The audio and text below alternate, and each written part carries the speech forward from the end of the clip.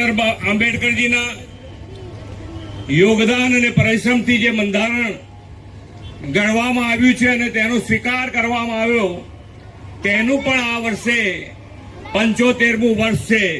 એટલે કે આંબેડકર જન્મ જયંતિનો આ વખતનો અવસર ખાસ અવસર છે. વિશ્વ નેતા અને યશસ્વી વડાપ્રધાન શ્રી નરેન્દ્રભાઈ મોદીની પ્રેરણાથી આ વર્ષે સંવિધાનના 75 વર્ષની ઉજવણી દેશભરમાં આપણે કરી રહ્યા છીએ. આજથી 24 એપ્રિલ